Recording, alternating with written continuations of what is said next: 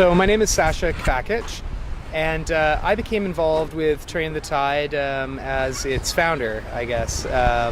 So I've been helping to organize it for the last 3 years with a good group of dedicated people. And what was the follow-up question? Maybe just like how you see your role in the COC, or what you appreciate about this place. Well, what do I appreciate about this place? I mean, the COC feeds me. It provides me recreation, provides me with spiritual connection to nature. It's really the wilderness in our backyard. It's an amazing place. In this region here, I hunt, I fish, I sail, I row. Pretty much everything that I'm doing when I'm not actually working involves being out and either on or around or near this watercourse. So. Could you give us a little background maybe on the creation of Turning the Tide, or how it came about? Yeah, it's a kind of an interesting story. My daughter gave me a book for Christmas about a woman who used long-distance swims as a vehicle to create awareness around different social issues. And it really sparked a thought that, hey, we have... we're facing enormous threats in the form of pipeline and tanker traffic expansion on our coast here. Is there a way that we could use the model of journeying, human-powered journeying through the water to raise awareness about those issues? So it started actually as more of a publicity stunt, protest, awareness thing. But what we very quickly found was that it actually is more than that, and it's about the experience also. Like, very much it's about the experience that the people have who are participating in it. So, but yeah, that's in a nutshell how it all started. So next question, what do you think is the community's role, or like grassroots organizations' role, in creating educational institutions like Turning the Tide?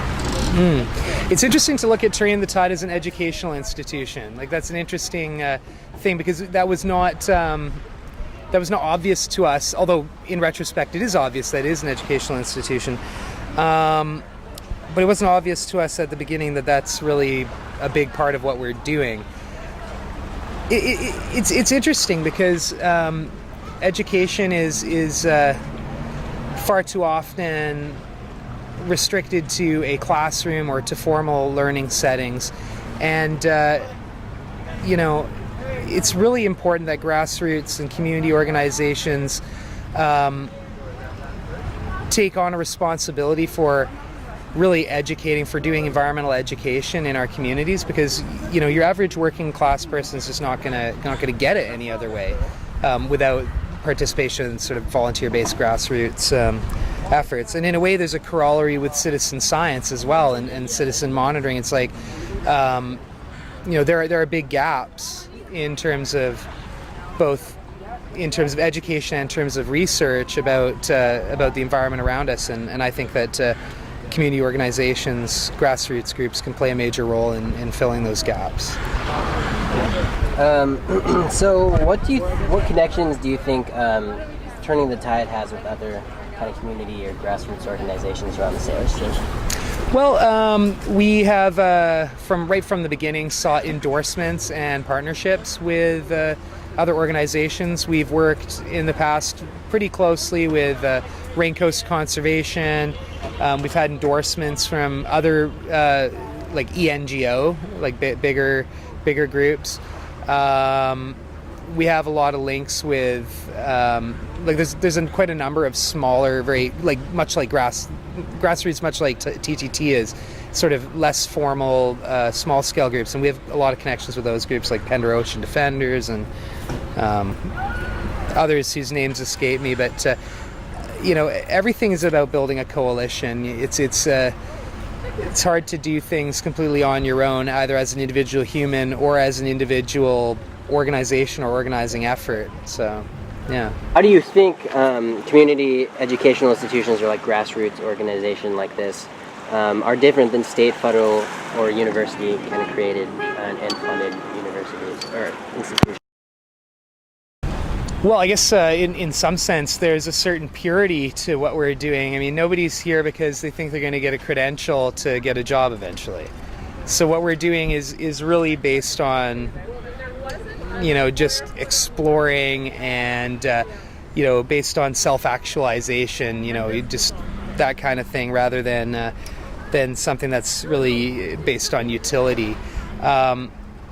It's interesting to note, though, that redfish is a branch or an arm of a state-funded educational institution, and that you guys are participating in this. So it's cool to see that there's a way of breaking down the sort of institutional grassroots binary and collaborate in that way. We were talking about the distinction between community grassroots education and mainstream or state-funded educational institutions.